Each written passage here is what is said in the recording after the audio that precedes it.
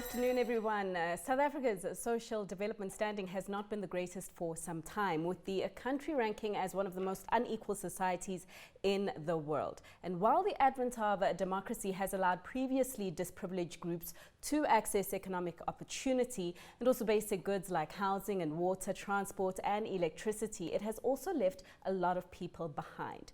As we chart our way from the economic devastation that has been caused by COVID-19, how can we do things differently such that we do achieve a greater social inclusion in future? And what role can infrastructure development, which is the bedrock of economic growth in all societies, play in bridging the social divide? I look forward to hearing from you and hearing your thoughts on the subject matter throughout the panel discussion. You can send through your questions by typing them up in the box and we will get back to you on that. At this point, I'd like to introduce you to the panel of speakers that we will be having this very important discussion with. Tepo Kobe, Chief Operating Officer of the Gautrain Management Agency, Minister Patricia de Lille, Minister of Public Works and Infrastructure, Craig Michael Simmer, the Regional Director of Infrastructure of Hatch Africa, as well as Sheila Galloway, the founder of Uto Group. And again, I do look forward to hearing your thoughts on this very critical matter. Minister, I would like to begin with you, given the excitement around the infrastructure space right now. I mean, even today we've got news coming in regarding the signing of that 100 billion Rand MOU of the Infrastructure Fund. What can you tell us about the projects currently on the table and, you know, where government sees the private sector fitting in some of these projects? Well, good afternoon, everyone, and thank you for the opportunity. I think there is now an admission by government that we cannot do it alone, that in fact that we do need the private sector involvement to help us to roll out the infrastructure plan. Our country is facing a recession of enormous proportion, even before COVID-19. And therefore, on the 27th of May 2020, Cabinet approved the first infrastructure investment plan. The difference with this plan is that we have sourced more than 276 projects from all three spheres of government, state-owned entities, and we have put all of them through what we call the new SITS methodology. Because if you plan the same way, you get out to the same results. So we changed the methodology of planning. And so this infrastructure plan consists of 55 projects, mostly from the private sector or blended funding from the private sector. And then what I call 12 special projects. Now, in terms of the socio-economic needs of our country, you know, we need to hang our heads in shame if one more child is going to drown because we don't have proper bridges for them to get to school.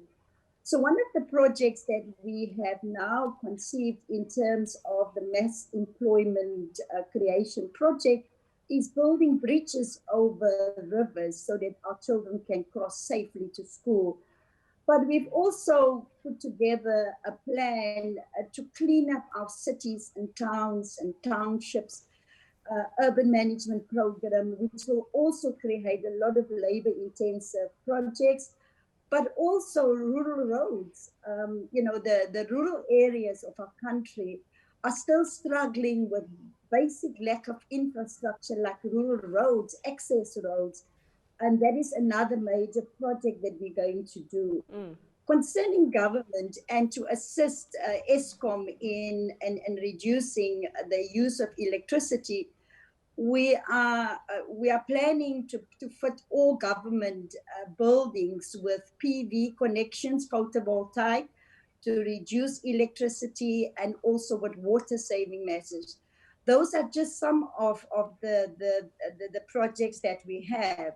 Mm-hmm. But with this plan, you know, the purpose of this plan is to show South Africans that government do have a strategy. But secondly, also that the implementation is key, because we find ourselves in South Africa in perpetual planning and plans and plans. The difference now is we also have got an implementation plan, and we have gazetted 55 projects plus another 12, meaning that those projects will be prioritized in terms of the gazette. We will have clear partnership with private sector. Private sector have already assisted us in putting all of these plans together. All right. So we are all really excited, but we will not be announcing a whole lot of plans, shovel ready, and then we never follow through. So as we roll out, we will be announcing these plans one by one. Okay, very nice and encouraging to hear that government will be walking the talk rather than just talking. To bring you in, Craig, because we're talking about these private public partnerships, and I think we're going to focus on the 55 bankable ones that the minister has spoken about. Not only do they need to spur economic growth, not only do they need to tick the box of commercial viability, but they also need to have a social economic upliftment element to it, and a strong one. And as we talk right now, Craig, the Gautrain continues to be the best case example of such a PPP that has been able to deliver to shareholder expectations, but also to societal expectations. And I'm not only talking about, for instance, the convenience premium that it has given motorists who are able to get to their destinations on time without the traffic, or even the environmental premium. I'm also talking about the broader economic targets that it has been able to achieve. Your institution has done a study on this. Remind us, perhaps, if you can outline the 4 main critical areas that a PPP such as the Gautrain has been able to achieve for broader South African society. Thank you, Fifi, and thank you, Minister, for those inspirational words. So, Fifi, maybe let me just talk about the methodology that we use before I get into the actual impacts, and I'll go through that quickly. It was a simple 3-step methodology. I think the first one is to look at the construction impacts, and for there we use what we call the multiplier model, which effectively takes every rand spent in a particular industry and works out how many employment creation or how many employment opportunities are created. So specifically for the construction phase, that's what we use. For the operational phase, we actually based that model on the Green Book, the UK Green Book, which is the global best standard. I think in the UK, the World Bank has based the Red Book on the Green Book, and that works out the wider benefits of transportation projects. It gives you a guideline to analyze those projects. So that was for the operational phase of Gautrain. The third methodology we use, we look at movement in real estate investment, and that gave us an indication of how real estate was moving, but also how many jobs were created as a result of the real estate movement that happened. So if you take those 3 methodologies together as a background, I can give you an idea of what the benefits were. And we divided the benefits into 5 key areas. I think the first one, obviously, that everybody's interested in South Africa is employment opportunities. And in total, Gauteng, in the 12 years, the first 6 years of operation and the 6 years of construction, generated about 190,000 jobs, 184,000 to be exact. And if you want to break that down into the various stages, during the construction stage, there were about 35,000 jobs created directly by the construction activities, but there was also an 87,000 jobs created as a result of the multiplier effect. And then when Gauteng got into operation, it actually created about 11,000 new stable jobs that continued in operational phase. And then the multiplier effect of those jobs was about 61,000 jobs. So that gave you the full 184,000 jobs that Gauteng's created. So that's the first impact, and obviously quite an important impact. I think the second impact is that it started giving us choices around transport, and you can see the satisfaction rate amongst users of Gautrain is about 87%. Rarely do you get that high a satisfaction rate. And when we measure the impact of Gautrain on transport patterns, so for every trip that you take on Gautrain, you actually get a benefit back into society of about 74 Rand. And the way that's calculated, it's basically reduction of traffic on the roads, accidents, congestion, for example, saving in time, but also saving in CO2 emissions because you're using much technology. So that's impact number 2. There's a wider transportation benefit. Impact number 3, I spoke about the real estate. I think when we measured since 2010, as a result of the development of the Gautrain project and stations, we saw about 1.6 million square meters of new real estate commercial development developed around stations. Now, if you take a occupancy factor of about 87%, because that's been the average over that period, that alone has resulted in about 66,000 jobs. So over and above the 104,000 jobs we measured as a result of our trade, there was another 67,000 permanent jobs created as a result of this enhanced commercial development. So that's the third one. The fourth one is something that we see happening more and more with the transportation projects. You know, the legacy of the way cities have developed over time because of past planning practices. Gautrain's helping to integrate cities. Now we see about 70% of the trips that are taken on Gautrain are actually taken across city boundaries. So you're getting this regional integration effect happening at Gautrain. And development now is also starting to follow along those corridors. And the last but not least one is the foreign direct investment as a result of Gautrain. We measure a total of about 44 billion rands worth of direct foreign direct investment as a result of the Gautrain project. So those are just to give highlight of the five key impacts. Fifi, over to you. Perfect. And you know that FDI element is quite an important one. I remember, I think it was November last year when the Africa Investments Forum conference happened just up the road at Sandton City, and so much of interest around the projects on the Gautrain, and also the multiplier effects potentially that would have accrued before COVID-19 kind of put a spanner in things. But Tsapo, to come to you, as Craig has really outlaid the far-reaching economic benefits that a project like the Gautrain has had in society, notwithstanding its shortfalls. And I think the main one that is often levied is the fact that it is not inclusive enough. For instance, my aunt, as we were talking over the weekend in Soweto, has never ever been on the Gautrain because it doesn't go that far, nor does perhaps a cousin of mine in Mamelodi. So just talk to me about how it was that the Gautrain was able to deliver on some of these economic targets. Is it the moral compass of the stakeholders that made sure that they delivered on their promises, or were there other factors at play, perhaps the establishment of a monitoring and measuring agency that helps the Gautrain make sure it delivered on its targets? Thank you, Fifi, and thank you for the question. I think to start with is always in PPPs, the part that changes everything. It's always a knowledgeable government institution. So as the Gautrain Management Agency, you have to be, first and foremost, be clear about the outcomes that you want. So in the contract itself, we have what's called Schedule 22.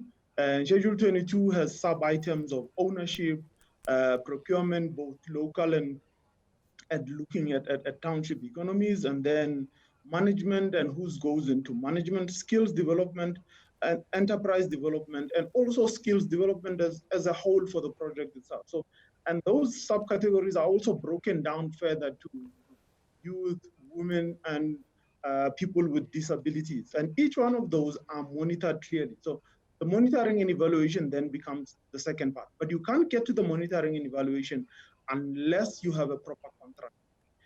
The contract and the penalties that sit in the contract. This part of the contract, in actual fact, in the concession agreement, carries the highest penalty. And also carries something else. It carries what's called a termination point.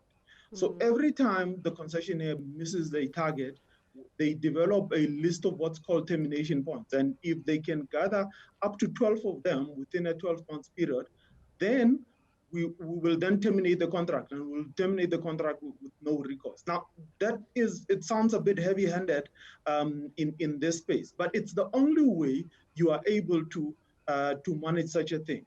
And then what Sheila and the company does is they monitor everything, and they monitor it at the level of, we don't do sampling. So they do everything. So they check all IDs, all individuals, and if they want to call for a sample of people to be able to check against the documentation that they have, then they can do that. But they don't do sampling. The current South African National Standards method does partial sampling, which I think is 30. And that in itself, we found there's a bit of a flaw in it, because you are likely to miss certain things. So but no sampling for us. It's the whole contract has to be checked, and we get a report on a monthly basis. And that report then comes back to the knowledgeable institution, which is the Gautrain Management Agency. And we have the know-how that then enables us to be able to, what gets reported by the independent socio-economic monitor, then we're able to assess it and be able to stack it against the contract we've set. And if there's a penalty to be met, if there's a penalty to be meted out, then we push out a penalty. But that is how but there is also has to be, it can't be a side job. It has to be part of everything that we do. So continuously, as we add more stuff to the Gautrain, like when we build the parkings, the additional parkings in Midrand, in Rhodesfield and Centurion, the Schedule 22 is added again into the new contract. So it is a continuous project. And the other thing is Schedule 22 is a forward-looking commitment. So therefore, it's not something that says you have achieved well in the past and therefore we leave you alone. There is, and the commitments themselves also escalate and grow over the years. So they are not stagnant. Sure. Sure. Moving targets there, important ones. Sheila, to bring you in here, because Tsepo has outlined the monitoring and evaluation process. It's important, he says, but it forms the second part.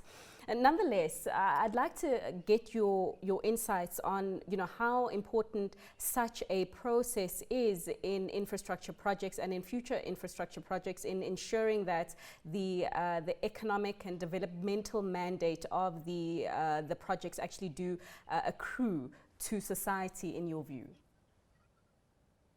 Hi, Fifi.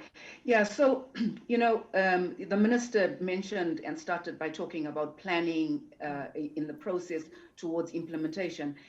And you find with PPP projects, and in particularly your large infrastructure projects, you start with the planning, you get to the implementation.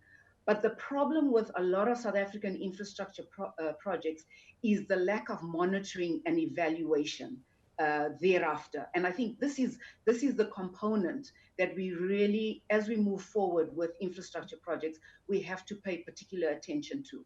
And the reason for that is because if we don't, the levels of poverty or us trying to eradicate poverty and allow for job creation will not happen.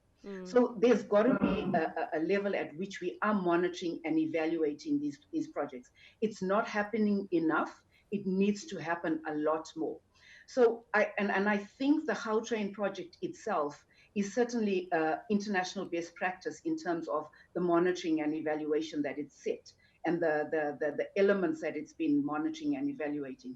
And I mean, you find this across the world, even after the Great Depression, the Black Plague, and so on and so forth. We've got COVID. One of the elements is definitely infrastructure development to address the issues of poverty eradication, to address job creation, and so on and so forth.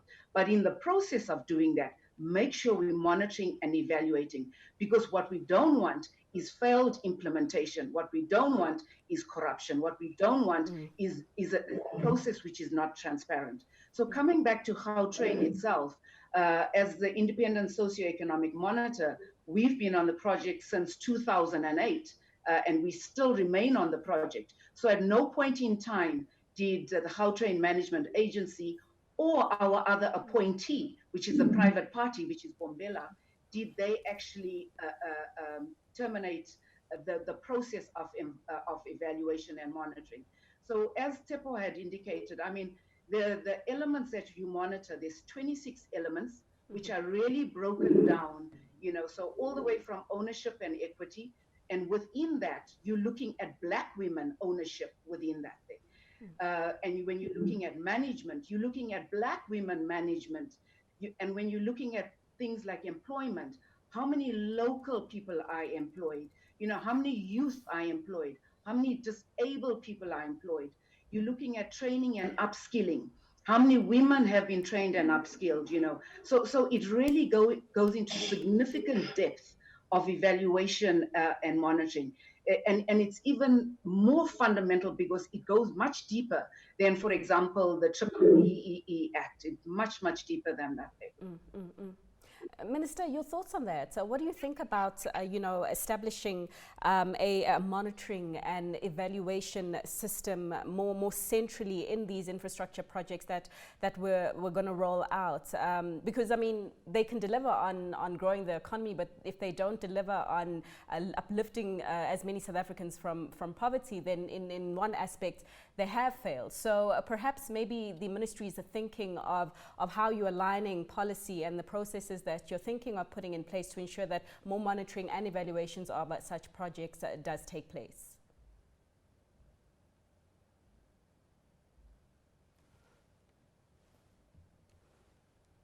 For the minister, that question is for the minister, and it seems that we are having some technical challenges. Let's take a quick ad break, fix them, and come back to you with this very important conversation in just a moment. Do stay with us.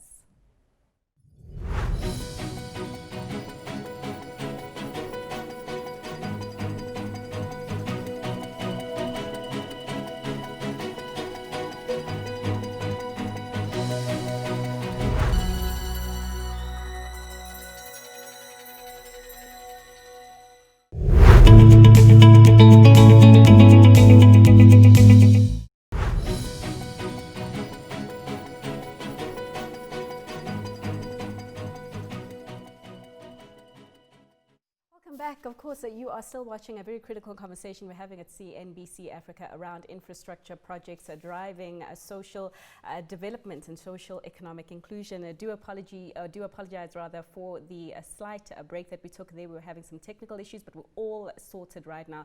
Let us get back to that discussion because, of course, before we went to the break, I had asked the minister about the plans that she had for the department's monitoring and evaluation processes. The guys on the webinar, I believe, heard a bit of what she had to say. Minister, it is Fifi here at CNBC Africa. I am so sorry, we lost you there, and I feel like I cannot take this conversation forward without hearing what you did have to say in response to Sheila's comments about the lack of the monitoring and evaluation processes that has been taking place in key infrastructure projects in the country. So could you please kindly repeat yourself there, Minister, and let's continue talking. Thank you. In terms of monitoring of implementation of infrastructure, it is key that we need to have the public-private partnership to do it together. And therefore, we have created a single entry point for all infrastructure in our country so that we can know at any point in time what happens at local, provincial, and national level. And through the monitoring, we will be able to then detect corruption. We must put systems in place that can prevent corruption. Corruption and mismanagement has led to a big trust deficit between the public sector and the private sector. And it's time that we all work together to root out corruption. Construction is one of the most corrupt industries in our country, and therefore government cannot do it alone. We will put the systems in place, but as you know, the crooks are always 2 steps ahead of us, and we need to also begin to put systems in place so that we are ahead of the crooks, so that we can catch them before they steal the money, even before the projects are completed in our country. So monitoring and evaluation every step of the way is very, very important. I like that you've raised the issue of corruption so soon in the conversation, Minister, because I mean, when we talk about infrastructure projects, we're talking about multi-billion of rand going into the system, and we cannot have the crooks, as you say, coming in here. I'd like to get the view from the private sector, Craig and Tapper, but perhaps just to begin with Tapper first here. How do we address the issue of corruption in South Africa's system, particularly as it does pertain to construction and infrastructure development, in your view? In my view, I think, Fifi, the issue always comes up with how contracts are structured. If contracts are structured properly and they have the right level of, again, it's about monitoring and evaluation. If you've got a contract that is probably structured properly, you've got a proper company or a consulting company that's helping you in deliver that project, and you deliver on the reporting, you manage your reporting clearly, because reporting is one of those key things that fall flat in a lot of our government projects, because the reporting doesn't come through on a regular basis, and when it comes through, it's too late for you to even look into anything. But you gotta bring in probity right in from the onset. You bring in probity into how the contract is structured, make sure that everything is checked. The contract from the beginning is checked, and throughout its implementation, probity should always be there. There should be an independent person who's checking whether there isn't anything that is put in the contract to favor anybody else. It's a level playing field. And then from then onwards, then monitor the implementation of the rules that have been set up in the tender. And once we've done that, then you get a report. So at the end, before you actually award any contract, one of the documents that should be part of your stack of documents that go forward to whoever actually is the adjudicating committee is a probity report. Yes. And ultimately, even before a minister signs, a probity report must be on the table, so that the minister can then say, well, I have ascertained myself that, what do they call it, an independent body had said this procurement had been undertaken the right. Right, right. Craig, your thoughts here, also speaking on behalf of the private sector, because I like the conversation that we're having in terms of making sure that we nip corruption in the bud at the beginning, because right now we have had too many reactive strategies to dealing with corruption. Monitoring, evaluation as being a pillar to helping curb corruption from both the public and the private sector side here, by the way. Craig? Absolutely, Fifi. I agree with Jeff. I think we don't do enough probity checks on our contracts, and I think we see more and more of that coming through. And I think as that happens more, I think we'll be able to deal with the scourge of corruption. But I just want to touch maybe on one point where corruption really grows. When you have industries where industries are monopolized and the industries are concentrated in a few hands, it's much easier for corruption to develop in that place. So to me, one of the big ways of actually tackling corruption at an industry-wide level is making sure that industry is more open and you get more people. Craig, can I just interject there? Can we come back to you? There's a bit of static there coming from your audio. We'll get the guys to fix it and come back to you. And Sheila, just also as you wrap up your thoughts on this theme of corruption. Okay, so monitoring and evaluating the processes will help it. And then what? So you find that it's happening, and then what? I mean, accountability perhaps being the third element in this equation, in ensuring that we've got fewer projects that are rampant with corruption. What's your thinking? Yeah, no, and certainly I think that is a big issue. You know, we're currently at the moment reviewing the South African PPP framework. And as part of that review, a couple of issues have certainly come to the fore. One of them is definitely the lack of accountability, you know, in the process, and the lack of monitoring and evaluation, and just the lack of reporting back. So these are real fundamental issues that we are finding within that PPP framework. You know, the good thing with the South African PPP framework, it is certainly one of the best in the world, in no uncertain terms. You know, and it's held out there as being a model example of a PPP framework.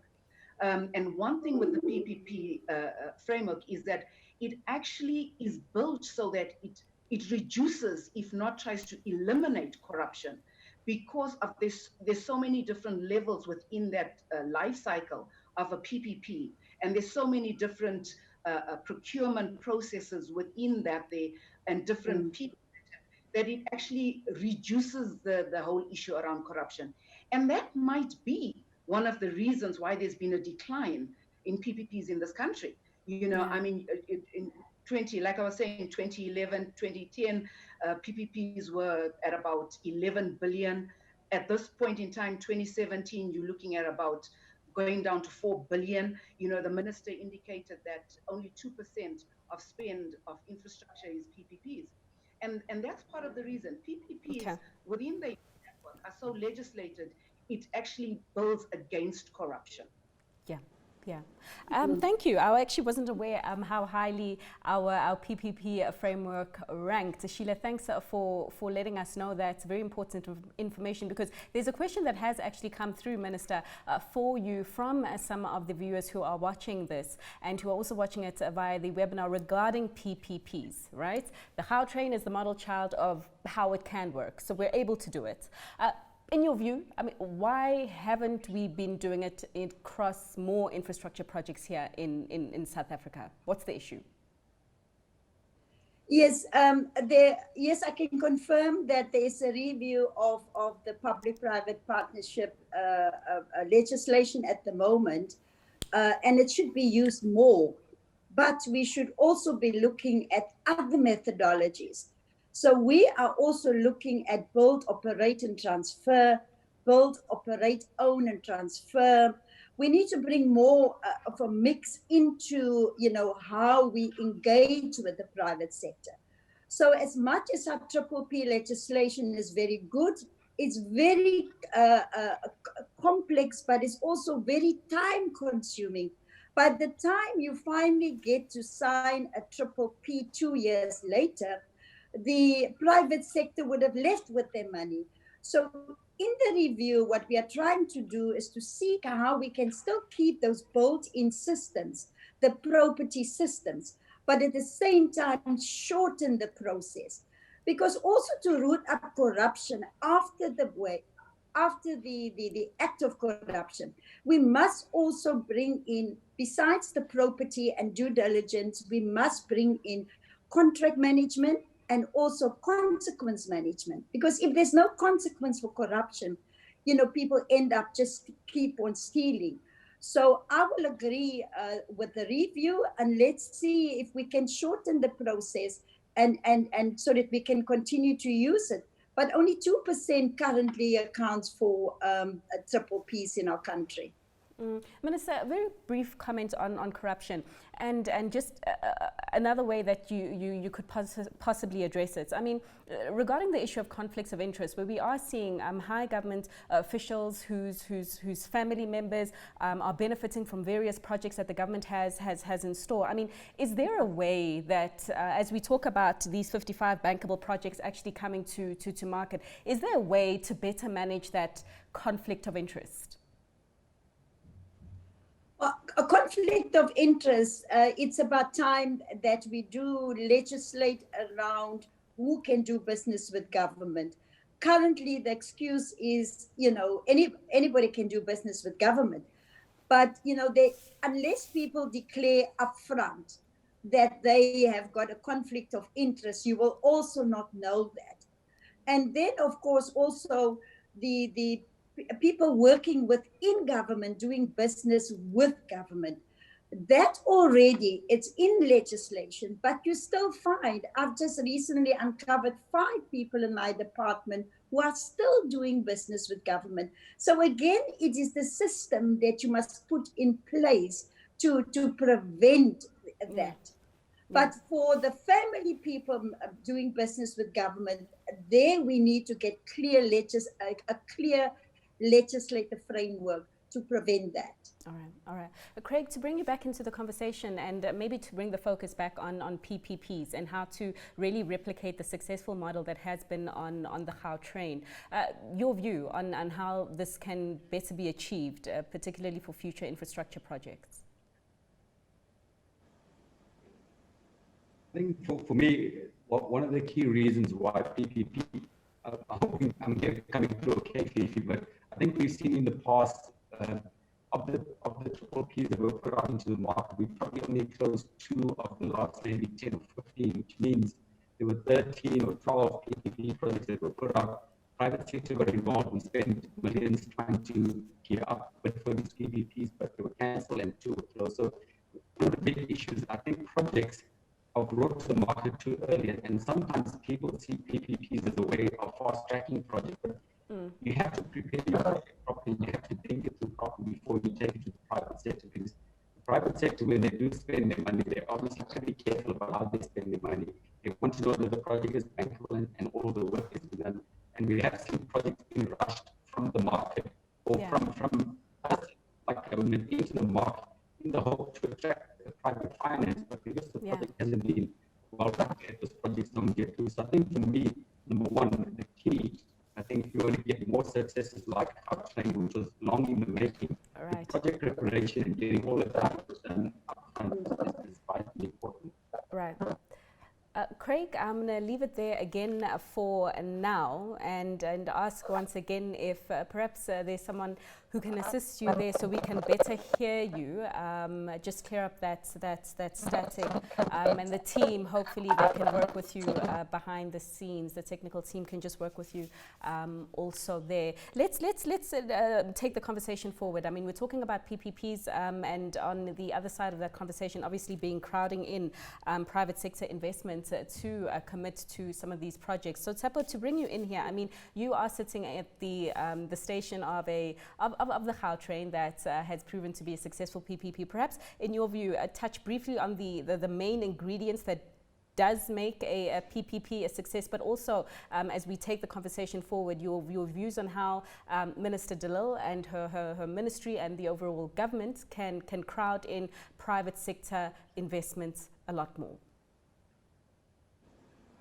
So first and foremost, and I did raise it earlier on, the private sector would always be willing to do business with a knowledgeable government entity. So first and foremost, people who actually come through to be able to work on the PPP have to have the capability and the know-how that they require for them to do what needs to be done. Then secondly, you then need to have a decent contract, a contract that makes sense to both parties, that has both the carrot and the stick in it, to be able to enable for the contract to function properly. And a clear contract is the best thing you could ever put out into the international market. Because when everybody comes back and they come back with their questions, you have to have answers for the reasons for particular clauses in your contract. The challenge with not having very strong government institutions sometimes is that you are incapable of answering back about and pushing back, because in certain cases, they want a much more lighter contract than what you would actually end up with. And therefore, you gotta be able to have the capability and the know-how to do what is necessary. Then you need proper funding and funding commitments, because funding commitments are one of those things that have to already be attached to any project. So when you put out a PPP and somebody asks, can you prove that government is able to pay? That's a key issue. And to international companies, that is what they call it, that becomes an issue. So the ability to actually be able to enter into that contract is an issue that has to come up in setting up a contract like that. And then we have to have a clear specification, because you can't have a project that is fluffy on the specification. Now, the challenge with that is that most people tend to think when you say a clear specification, you're talking about an input specification. We're talking about an output spec. An output spec that simply says, I want you to build me a train that will run at this speed and will be able to do the following, and the following jobs will be created on that job. So you don't go into the detail, because that you leave for the PPP to then take its course, and then you develop the specifications jointly with whoever is going to build, operate, and then transfer the buildings to you, or the project back to you. And that is some of the challenges. Then you gotta make sure that it is legal for you to contract. So the legalities of everything that has to be in that project has to make sense.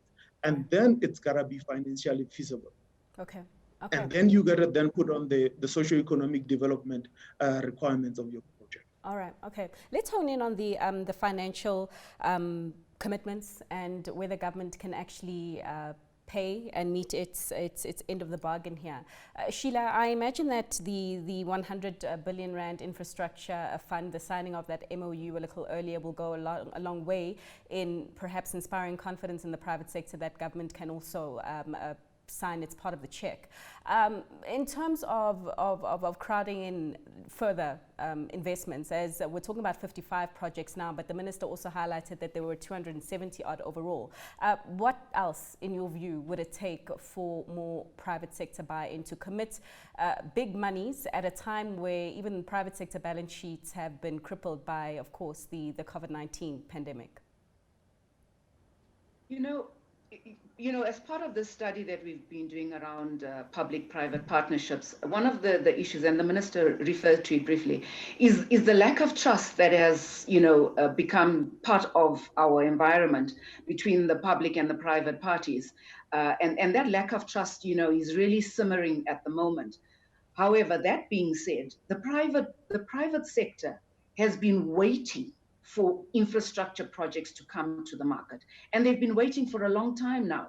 You know, and the idea is that, you know, the intent was that these projects would be coming to the market a lot more regularly and so on, and that hasn't happened. So the private sector is very keen to engage with government in terms of ensuring that they will participate terms of infrastructure projects, and hence that was when the engagement happened with the president, 2018, and and in 2018 the president announcing, you know, the establishment of an infrastructure fund, which today is being launched for the 100 billion. You know, so the infrastructure fund was created, or is being created, in order to ensure that the funding gap or that exists, you know, in infrastructure projects. For example, the expansion of the Gautrain, you know, there's a big affordability gap. And those kind of projects that are really important for social and economic development, which is intended to stimulate the economy and take this economy out of the economic trough it currently is. You know, it's fundamental that government is finding means and ways of funding alternatives that these projects come to market.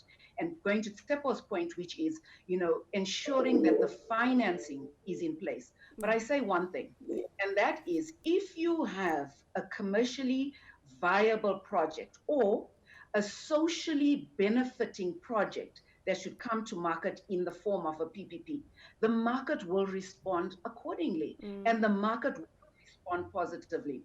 One of the issues that we found in our study is that, you know, from the time PPPs really started in this market, which was in 1999, until today, there has actually been a reduction in the amount of interest and expertise within that PPP space. And the reason is the private sector has pulled back from engaging government with PPPs because of the trust issues, because projects are failing to be implemented, because of the lack of planning. I mean, and the list goes on, the lack of accountability. So these are elements that need to be addressed now as government moves forward with the plans for structural economic adjustment through infrastructure development and service delivery.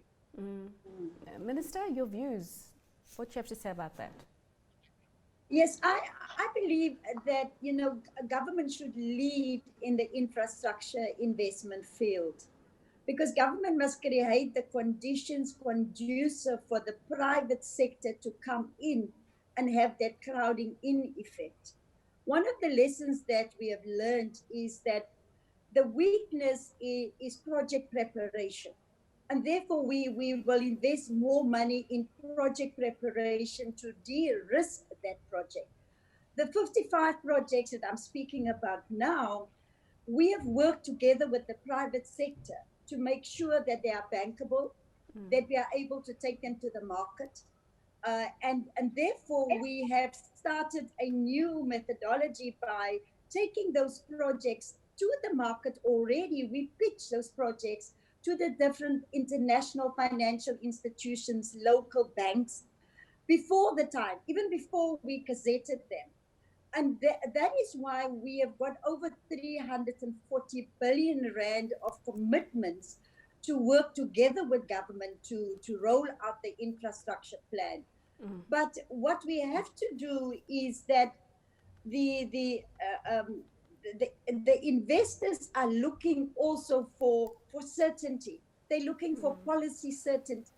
And therefore, in terms of creating that policy certainty, government must be very upfront with investors from the beginning, that government will lead. And therefore, the infrastructure fund, yes, it took long since 2018 to make the fund operational, but it was until the president put it as one of my performance indicators to make sure that the infrastructure fund is operational and that we are able to use the commitments and the money that government has put in there. We are now able to go to the market because we want it to be a blended fund. And I'm sure, the private sector are ready now, because they will also have a role to play in terms of monitoring the spend of the blended funds within the infrastructure fund. So I can only hope and pray, like I always say, that now, we need to stop planning now. Where the rubber hits the road is with implementation. And I'm calling again on the private sector to work with us, give it another chance. I think COVID-19, with all its negative impact, infrastructure can become the flywheel of our economy. It could be part of the broader economic recovery plan of our country, and government cannot do it alone. Sure. The fiscus at the moment cannot afford also to fund all of these projects. And therefore, we've turned to the private sector. And I want to say thank you to the commitments that have been made.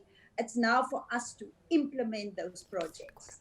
Sure. Minister, thanks so much. And, given that, as you say, the infrastructure fund was one of your KPIs when you stepped into office, and now we're seeing things as being speeded up. We hope to see the continuation of things, moving at a quicker pace regarding all these other projects. There's a couple of questions that are coming through from the viewers. Tsepo, there's quite a lot of interest.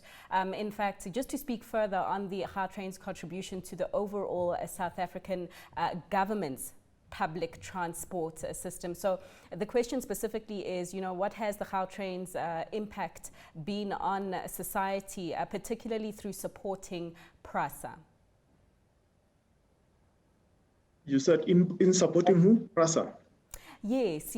So just the overall positive economic impacts that the Gautrain has had on, South Africa's public transport system, especially through supporting PRASA. So in essence, with PRASA, we have regular joint meetings, and we have been engaging each other on how do they get their services back in line, just to make sure that they then are, what do they call it, the service is functional again. And we're also working with them hand in hand in being able to set up a proper automatic fare collection system, which is the electronic ticketing. And we engage each other on the sharing of technologies and sharing of ways of monitoring service, because monitoring your service and managing it clearly in terms of penalties and making sure that you are structured properly is an important part of what they have to do. So we are working with them hand in hand. So it might not seem like much because we don't announce a lot of it, but we are working in the background. So in terms of the impact of the Gautrain on the broader society, if you look at the return on investment on the study that was done by Great Company, it shows that every R1 that we had spent on, what do they call it, on Gautrain, brings back R2.6 rands more. So you spend R1, and the best of the projects that we can compare ourselves to is Crossrail in London. So it's 1 to 3. So £1 spent on Crossrail will yield an economic benefit of 3 times. The Inland Australia Rail project is only bringing in 1 to 2. So for every $1 you are only getting 2. So we are up there with the best in terms of our return on investment.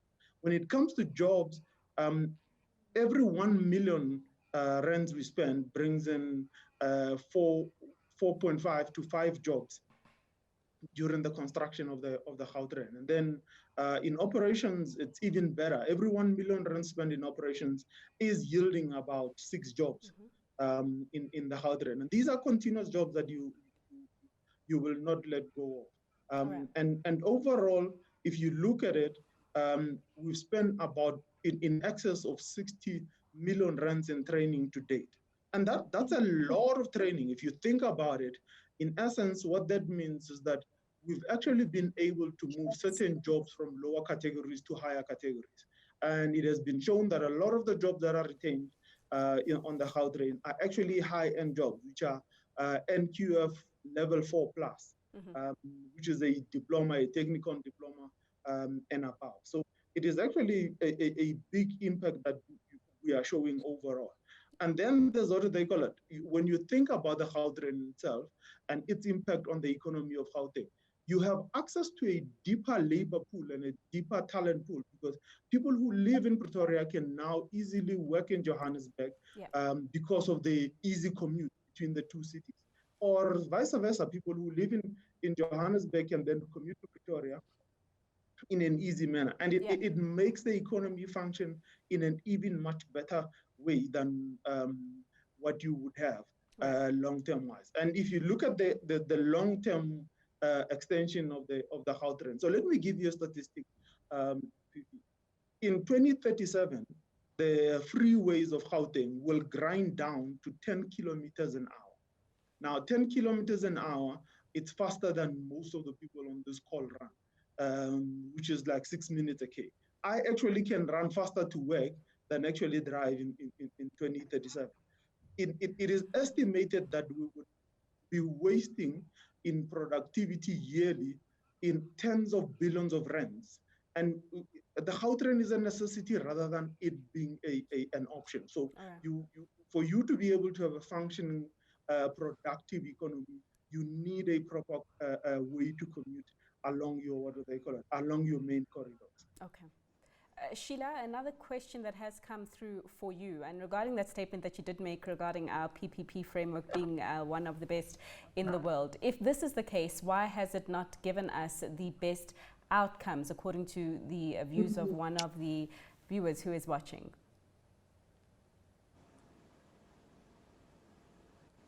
Sorry, Fifi, who's the question for? So Sheila, the question would be for you regarding the statement that you made around our PPP framework being absolutely amazing. The outcomes haven't been. Yes. And truth be told is that, you know, as the minister had indicated, one of the challenges with the PPP framework, well, our PPP framework, is that it does lend itself to being a lot more cumbersome. And there's a reluctance by what I call procuring institutions, that is government institutions, to actually ensure that they actually implement infrastructure projects through a PPP. They prefer a more traditional, conventional means of procuring infrastructure projects because it's perceived, and yeah, I'm going to say perceived. It's perceived to be a lot faster, less delays in there, less approvals required, less regulations, less monitoring and evaluation, and so on.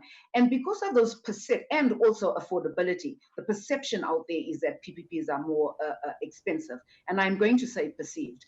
And so because of these perceptions, there's actually been a reluctance to push infrastructure projects in this country via PPPs.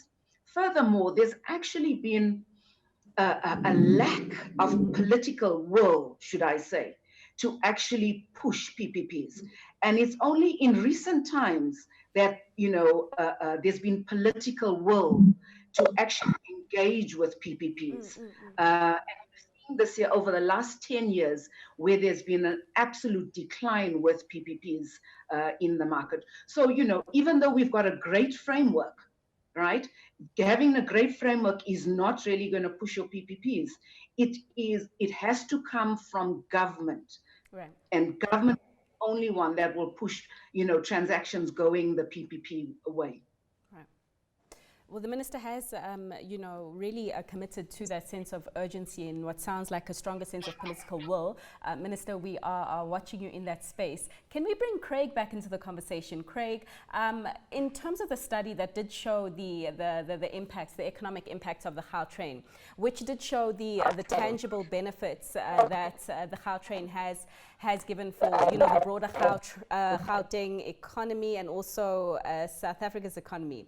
The question is, shouldn't the expansion of the Gautrain be sped up for stimulus purposes of creating jobs and saving other direct industries, such as the steel industry, for instance? And also, how will that, or can that expansion involve an increased portion of local manufacturing of trains, for instance?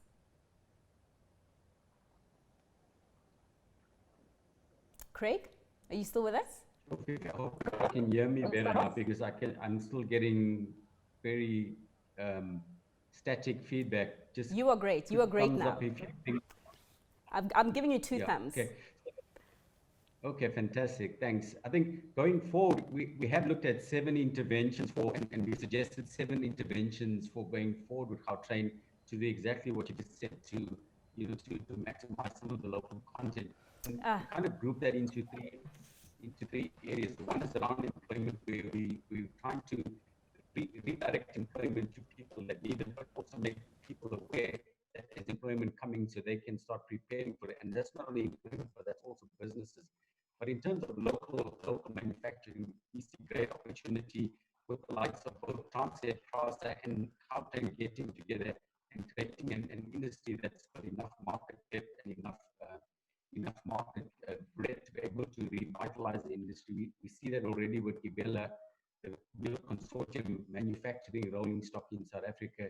There's no reason why, together with Transnet, who have a need, Gautrain, who has a need, and Prasa, who has a need, to actually develop some industry capability to service South Africa. And I think if that's successful, they could also generate enough capacity to serve the SADC and beyond as well. So we see it as a big opportunity if these things are coordinated. Thank you. We'll take it back there. It was a little bit better, but of course it can be a lot better than that. I think maybe we need to speak to your internet provider. They need to step up. Guys, we're left with around 5 minutes or so just to wrap up this conversation. And the question that we were asking at the start is these infrastructure projects. It's great. We've got a lot of projects that government is putting on the table. There's private sector interest. There's also a commitment from government to be, a lot more trustworthy, to ensure that corruption is dealt with, and also to ensure that projects are acted on with speed. As we close, I'd like your concluding thoughts on this and any other ideas that you'd like to add before we wrap up. And Minister, it goes to you, the first closing remark. I just want to inform Sheila that we have registered 3 public-private projects, partnerships with National Treasury for the Salvokop precinct development in Pretoria last year already. And then, of course, the 4th PPP will be for the Gautrain. We are currently, the expansion of Gautrain, we are currently assessing that, and hopefully with our 2nd phase of gazetting projects, we will include the Gautrain. What remains now for us is that both the public and private sector, to create confidence, to bring hope to our people, we need to see more action now. We need to see how we can work together, because this, where we find ourselves now in our country, is a litmus test for both the public and the private sector. And in the end, we should not just blame each other. We should be holding each other to account. And from government side, with our strategy of the overall economic recovery plan, and that, the fiscal policies that's there to build confidence in our economy, we are certainly working very hard to make sure that we use infrastructure, that we have an infrastructure-led economic growth. And certainly we cannot do it alone. Like I've said, I will depend on the private sector to come in and help us. Thank you, Fifi. Thank you. Thanks to you so much, Minister. Tapo, there's some questions for you before I do get to Sheila, actually, on the impact that COVID-19 has had on the business. And I know that in speaking to William about a month ago, the transport numbers are down. I'm sure that they're improving. But perhaps if you can just talk to us specifically as you do wrap up your thoughts on this very important subject around the subsidy ridership.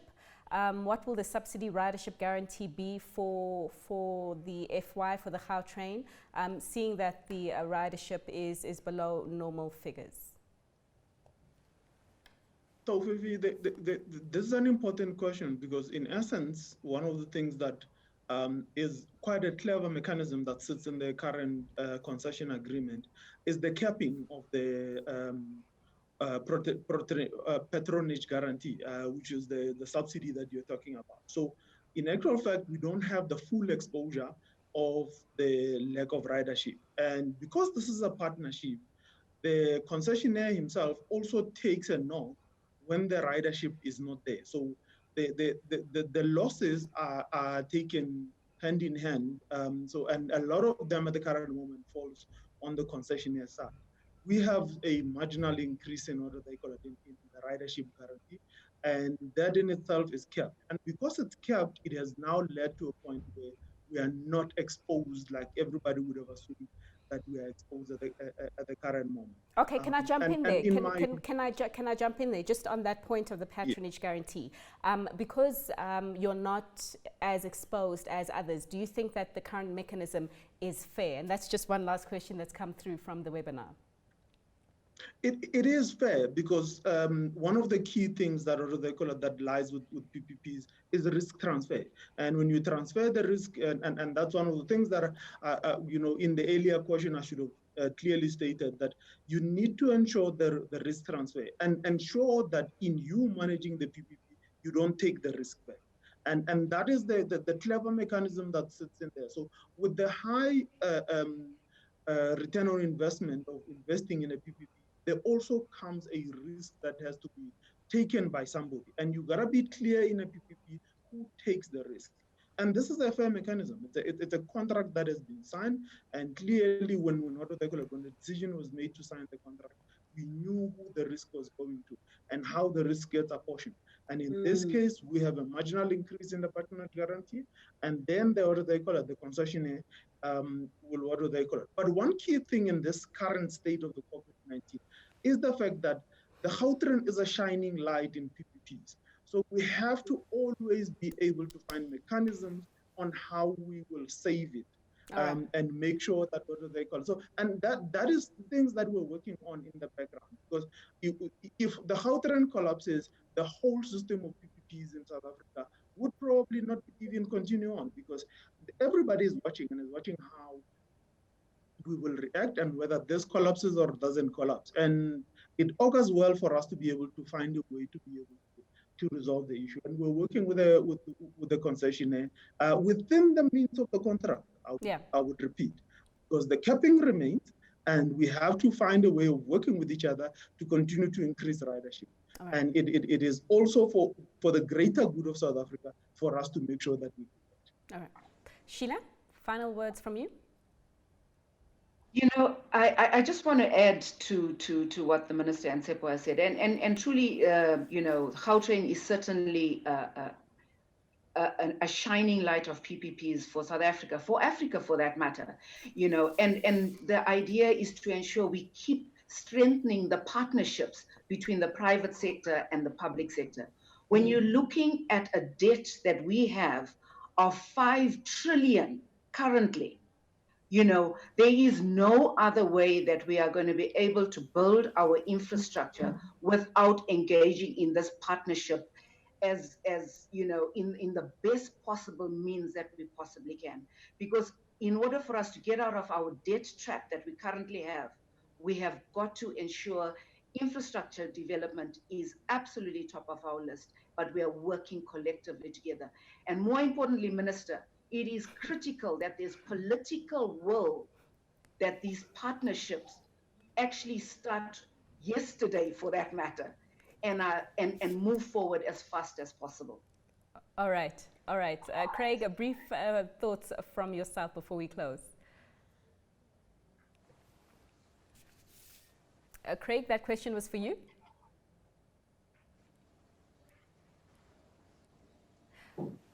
All right. Okay. We'll just we'll get a comment from Craig at a later stage. Last word, Minister. I'm sorry. They've thrown the baton back in your court. My director is going to be very upset with me, but I want to sneak in one last comment. Just on that, that urgency of the political will that Sheila emphasized. But more importantly, also, Minister, there's a question that has come through from one of the attendees of the webinar, and it's related to the shovel-ready infrastructure projects that were presented to government. at the Public-Private Government Initiative. None of these projects, according to this viewer, are part of the first tranche of the 50-odd projects that were gazetted by government. They just want to know why. Well, I think first of all, he can submit me the list of projects, but together with the private sector, we have designed a new methodology of assessing all the projects, and it's an ongoing process. So far, we have assessed 276. Out of the 276, 55 were ready to be gazetted now, and we will continue to assess, and he can just send those details to me directly. Thank you. Right, so thank you, Minister. And thanks to the panel. That is all that we do have time for, Craig.